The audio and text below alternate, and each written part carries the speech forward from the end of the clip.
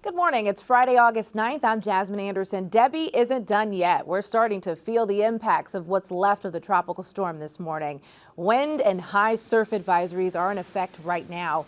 There are beach erosion and coastal flooding concerns as the system moves closer. Some good news, the storm has shifted west, sparing us from the heavy rain that soaked the southeast. We are expecting about a half an inch of rain coupled with winds of up to 50 miles per hour. The timing, we will see scattered showers this morning with the wind picking up. Most of the heaviest rain will be west of Long Island, and we will see some wet weather later this evening and overnight. The MTA says crews are ready to respond to any weather-related issues. And the town of Islip tells Newsday passengers flying out of MacArthur Airport should check with their air carriers for any potential delays or cancellations as a result of the weather before heading to the airport. Now, Debby has left a trail of destruction, producing at least a dozen tornadoes down south, including a deadly twister here in North Carolina. At least 7 deaths are being blamed on the storm. Following the latest on Debby and the local impact on Newsday.com, click Get More below the Newsday TV video box. Only in Newsday, the cost of putting police officers in Riverhead schools and whether taxpayers think it's worth it. Drew Scott takes a look. If we need protection, we should get protection.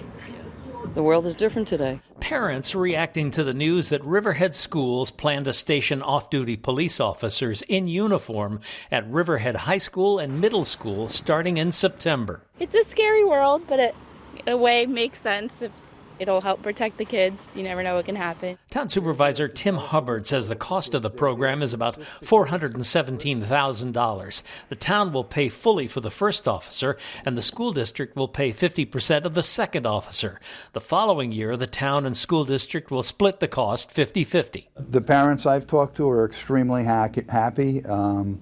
Unfortunately, in society today, things happen in schools, and I think it can put a parent's mind at ease and certainly put some of the students' minds at ease, knowing that there is an armed officer in the school. Still, there are parents that are hesitant about armed officers. I don't feel comfortable having guns in school, period. I mean, if you're an off-duty cop or not, I think there's other ways of de-escalating the situations, and then it doesn't have to involve guns. But Supervisor Hubbard says the SRO officers aren't just there for armed protection. They're trained to assist students deal with social problems. And Supervisor, these officers have community-oriented policing experience. They're there to develop a rapport with the kids. They're there to assist the kids, listen to the kids, and make them feel safe. Riverhead isn't the only district to have armed security. A Newsday analysis at the beginning of the summer found that 20 Long Island school districts have either armed security or plan to hire them soon. In Riverhead, Drew Scott, Newsday TV. Drew, thank you. To read more about this story, click the Get More banner below the Newsday TV video box on our homepage. A deadly wrong-way motorcycle crash in Mount Sinai. Police say Ronnie Juarez Bonilla of Selden was killed yesterday afternoon. We're told he crashed into 2 vehicles while riding a motorcycle the wrong way through an intersection. The DWI case against Justin Timberlake is back in court today in the Hamptons. Unlike a week ago, the star is not required to appear for today's court conference in Sag Harbor. Timberlake, who appeared virtually last Friday, pleaded not guilty for a second time to charges stemming from his arrest for driving while intoxicated in June. He's currently on tour overseas. Only a Newsday, no dice. A plan to speed up bidding for downstate casino licenses appears dead. The bill approved by the state legislature calls for bids for the 3 available downstate casino licenses by August 31st. But analysts and legislative sources tell us inaction by Governor Kathy Hochul means the measure is moot. A different timeline approved by State Casino Board calls for bids by next June. The death toll from the listeria outbreak linked to Boar's Head Meats is growing. The CDC says 3 people have now died. 10 new hospitalizations were reported yesterday, bringing the total number of people falling ill to 43, including 2 people in Suffolk and 1 in Nassau. Officials say the number of people sickened is likely higher because others may have recovered without being tested or hospitalized.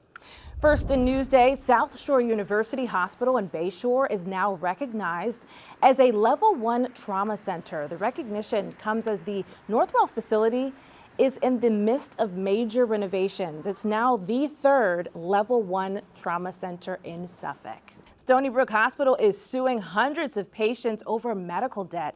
Sherry Einhorn has a story you'll see only in Newsday. I have hundreds of thousands of dollars of medical bills. Northport's Lynn Piazza says this is the bag of paperwork that now consumes her life. The 46-year-old social worker says she's being sued by the New York State Attorney General's office on behalf of Stony Brook University Hospital.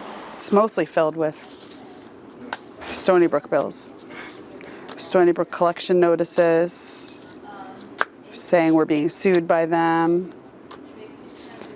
Better send this money in by this amount of time. She was working as a social worker at Stony Brook when she went out on medical leave in 2019 after being diagnosed with brain tumors. She told us she was using paid time off, her own time plus time that was donated to her.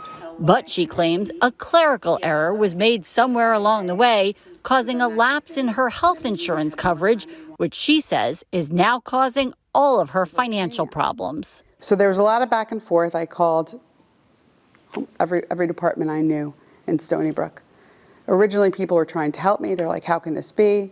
And then no one would call back. Citing federal privacy laws, no one from Stony Brook would comment specifically on Piazza's case. But according to a Newsday analysis of Suffolk Supreme Court records, in the first 6 months of 2024, legal proceedings were launched against former Stony Brook patients more than 950 times. It's pretty extraordinary what's going on out there. Elizabeth Benjamin is Vice President of Health Initiatives at the Community Service Society of New York. The group helps patients navigate issues with health insurance. To see these kinds of tactics brought by healthcare providers is really troubling. So who's making the decisions? Stony Brook officials say they are required by New York State to report all accounts 180 days past due $2,500 or more to the Attorney General's office. However, the Attorney General's office says it's the hospital that makes decisions about debt collection. Stony Brook's Chief Revenue Officer Brian Fullerton says the safety net health system doesn't deny care to anyone regardless of their ability to pay, and offers charity care to patients earning up to 600% of the poverty level, even though the state threshold is 400%. I think suing is really a last resort for us. We have a very robust financial assistance program that the patients all really are aware of. And we give discounts, we offer payment plans. As for Lynn, she says she's still hoping for a resolution in court if she has to. It's really stressful. It's exhausting. I did everything humanly possible. For NewsdayTV, I'm Sherry Einhorn. Read more on this story on Newsday.com. Click Get More below the NewsdayTV video box. The Giants kicked off their preseason with a win over the Lions. 2nd and 10. Gray on the draw. Gray. That's a man miss. What a move by Eric Gray. Will it be cut caught? And he's in for the score.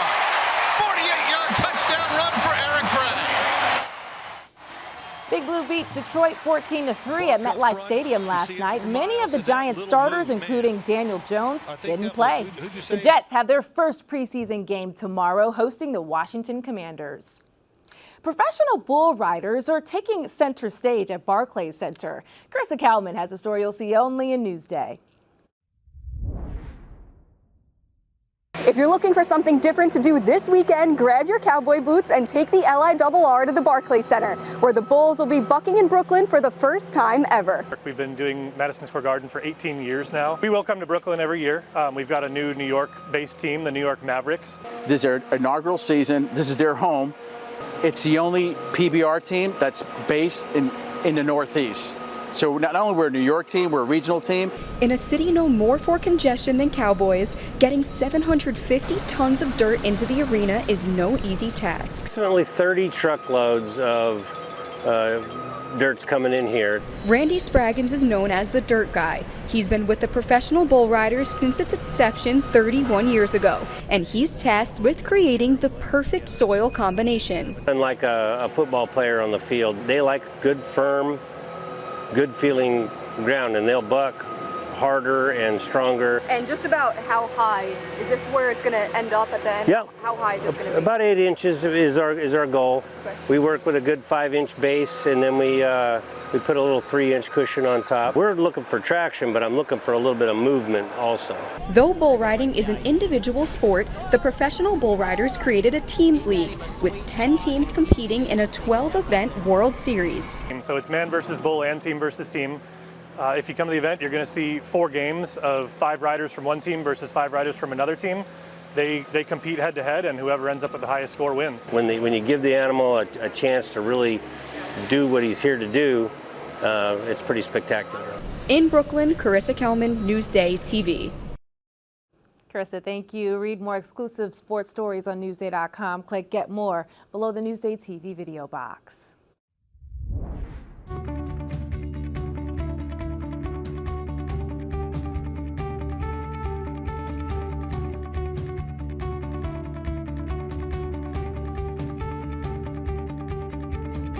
FeedMe is brought to you by PC Richard & Son.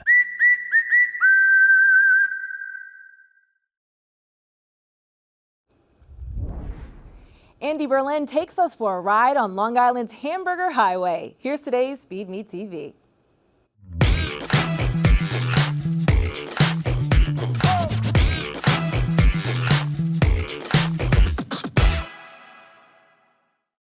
I live on the South Shore of Long Island, and whenever I don't want to cook, I go out and get a burger. And I ate a burger recently that was so delicious, it made me realize that this entire street is a Hamburger Highway. Long Beach Road / Austin Boulevard. It's like a 5-mile stretch. It encompasses the town's Rockville Center, Oceanside. It's got a ton of really old, long-time businesses on it, a lot of history, a lot of kitsch. He's got like a hamburger for his belly. A lot of delicious hamburgers. This is really good. But I eat a hamburger every single day, just so you know. No way! Slider Joe's is a beautiful place for sliders and also hamburgers. I can't believe this wasn't even on my list, and then that random guy was like, Slider Joe's. This is my favorite place, the Patty Melt at Mitchell's Diner, and it's conveniently located underneath an urgent care clinic, which is really funny because if you eat like 10 burgers a day like I do, you might need to go to urgent care. So there it is, right there for you. Oh yeah, get that one. Flame grilled. Is this the most popular burger you do? Here, yeah, by far. Oklahoma onion burger. They realized during the Great Depression that they could put onions in the burger and it would pad it out a little bit, so it was a cheaper way to make a hamburger. The onions add just a little bit of a caramelized flavor to it, but it's not sharp, you know, they're cooked down. It just kind of makes it more savory. I love this town. I'm Filipino, so my dad would, we would tease him growing up. We'd say, oh, you're eating rice with your hands. And then he'd say, well, why? You guys eat a ton of food with your hands. Don't you eat pizza with your hands? Don't you eat burgers with your hands? Hamburgers, they're an American obsession. There's just something about eating a well-made burger that almost makes you want to cry. It like hits you in a way that other foods just can't hit you. I mostly just love this place. There's actually some really, really good restaurants up and down Austin Boulevard, and if you just kind of take a little detour, you might luck up on a hidden gem. Where's the beef? Beefing around. B-52s. For more on Long Island's Burger Highway, go to Newsday.com. Click Get More below the Newsday TV video box. We've got our eye on the storm this Friday. A wind advisory is in effect for the island until tomorrow morning, so keep that in mind. Scattered showers this morning with the winds picking up. The heavier rain rolls in later this afternoon into tomorrow. Your Saturday starts out rainy with the sun peeking through the clouds by mid-morning. And once we get through the worst of this stormy weather, you can see the 7-day forecast. The dry conditions should be around from midday tomorrow through at least Thursday. So that's good news for you. Long Island weather is brought to you by Sun Nation Energy, helping Long Islanders save on their energy bills for over 20 years. I'm Jasmine Anderson. Stay safe out there. Thank you so much for watching.